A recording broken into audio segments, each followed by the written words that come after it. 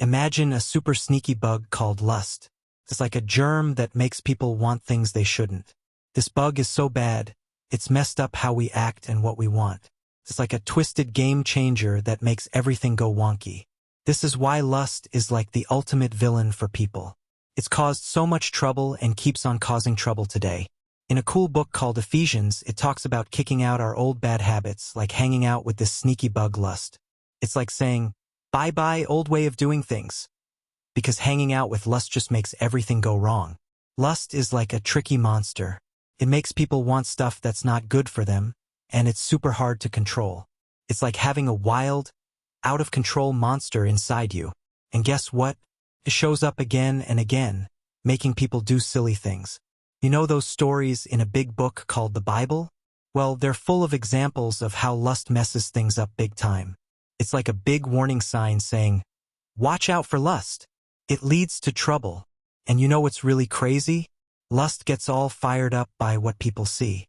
Like, if they see something they want, lust is like, let's go get it. It's like lust is playing a game, but it's not a fun one. Leave your like and subscribe to the channel and stay up to date with all our videos. Hey, ever heard of a pact? It's like making a promise, but super serious. So, this guy in a book called John, he's talking about a deal he made with his eyes. He's like, I promised not to think about stuff I shouldn't. Pretty smart. Huh? So, there's this thing called lust. It's like a sneaky ninja that makes people want things too much. It's not cool because it's not from a good place. It's like a trick from the bad stuff in the world. And guess what? Lust gets super excited when people see things they shouldn't. You know, if you're having a tough time with lust, it might be because of what you're seeing. Like, if you're checking out stuff online that's not good, it's like giving lust a high five. Not good, right? There's this story about a guy named Job. He was super wise. He knew that what you see can mess with your thoughts and feelings. So, he promised not to stare at things he shouldn't. He was like, nope, not gonna let those thoughts sneak in. As a believer, it's important to be careful about what we watch and where we go. Our bodies are like special houses for something awesome called the Holy Spirit. So we gotta treat them with respect. Those eyes of yours? They're like windows, so be careful what you let in. Leave your like and subscribe to the channel and stay up to date with all our videos. Hey there, you know when you're reading cool stuff from God's book? Well, those same eyes you're using for that are the ones you're using to look at not-so-good things online. It's like using the same tool for good and bad jobs, which just doesn't add up. There's this really awesome idea in a book called Corinthians. It says something like, hey, did you know your body is like a super special place for something amazing called the Holy Spirit? It's like saying, you're a VIP spot for something really important. So, because you're so special, you gotta treat yourself right. Remember, you're not just doing your own thing here, you're part of a bigger plan. It's like being on a team, and you gotta play by the rules to make the coach proud. You know those not-so-nice videos you might stumble upon?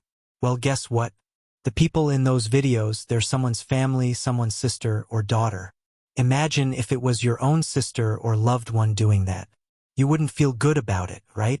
Some might brush this off and say, well, it's not my family, so who cares? But hold on a sec.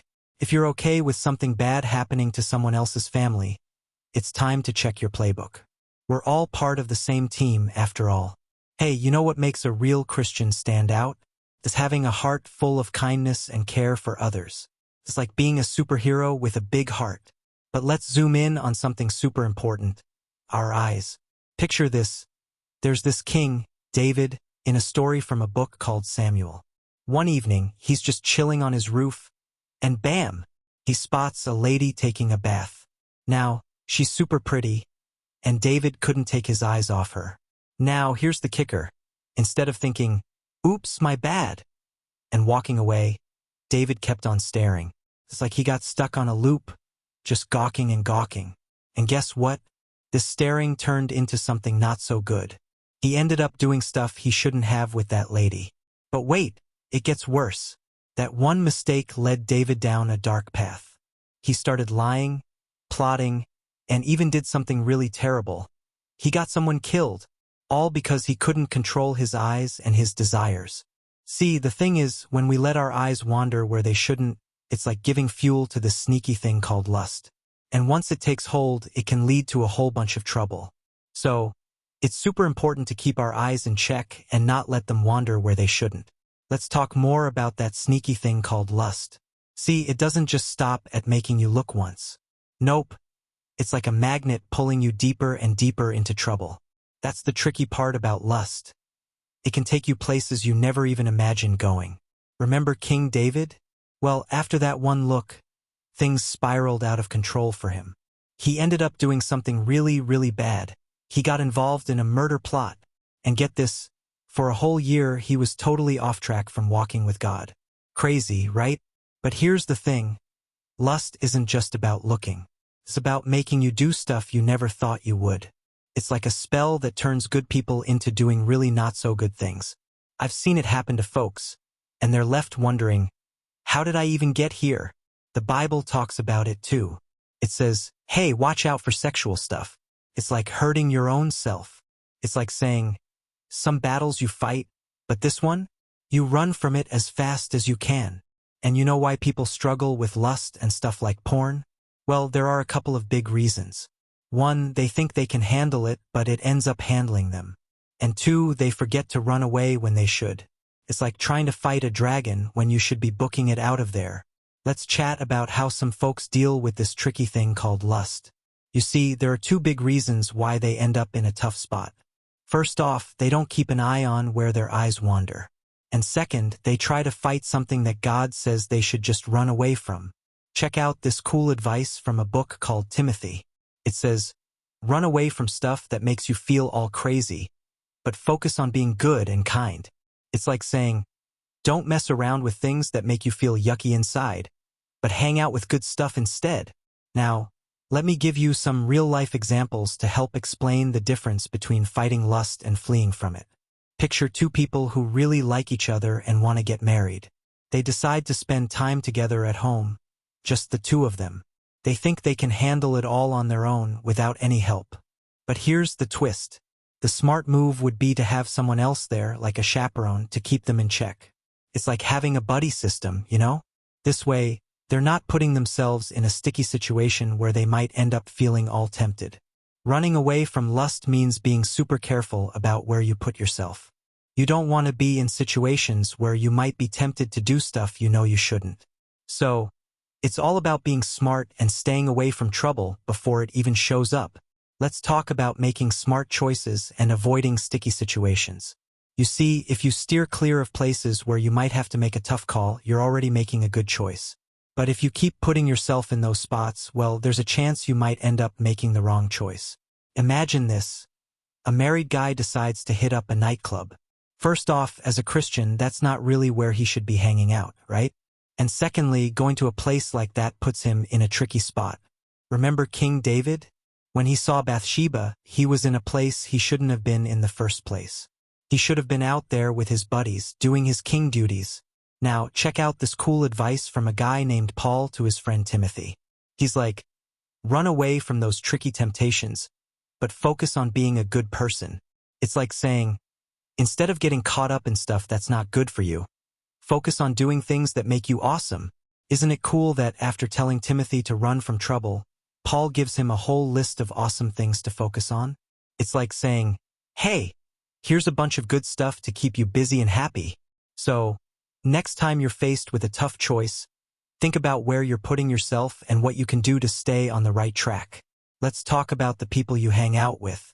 See, there's this cool guy named Paul who gives some awesome advice. He's like, hang with folks who love and respect God from the bottom of their hearts. It's like saying, keep your circle tight with good-hearted pals. Now, here's the deal. If you're chillin' with the wrong crowd, you might end up heading down the wrong path. Think of it like this. One road takes you to being awesome, being kind, having faith, and spreading love. But the other road? Well, that one leads you straight to Trouble Town, where lust and bad stuff lurk.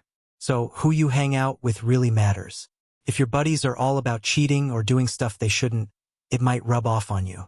It's like saying, if everyone's doing it, why not me? But guess what? You're way stronger than that. Now, here's a superpower move. Control those peepers of yours. Lust and all that tricky stuff. It starts with what you see. So, if you spot someone super attractive or tempting, don't let your eyes linger too long. Guard them like they're precious jewels. Remember, you've got the power to choose good pals and keep your eyes in check. So, stay strong and keep rocking that awesome you. Let's talk about keeping your eyes in check, just like King David learned the hard way. You see, it's totally cool to notice when someone's beautiful without letting your thoughts go into overdrive. But here's the secret weapon. Guard those peepers of yours. If there are TV shows or stuff online that makes you feel all tempted to watch things you shouldn't, just steer clear of them. Now, here's a biggie. If God says, run away from something, you better believe it's best to listen up. Trying to fight against stuff like lust all on your own? Well, that's a battle you're probably gonna lose. Even folks stronger than you and me have tried and failed. Lust has a way of sneaking in and wrecking everything. Your joy, your peace, even your cash. So, let's chat about those sticky situations. What are you doing hanging out at a nightclub if you know it's just gonna lead to trouble? And texting someone who's not your spouse and makes your heart flutter? Yeah, that's a no-go too. Stick with folks who want to do good stuff and keep away from places and people that'll lead you astray. You got this.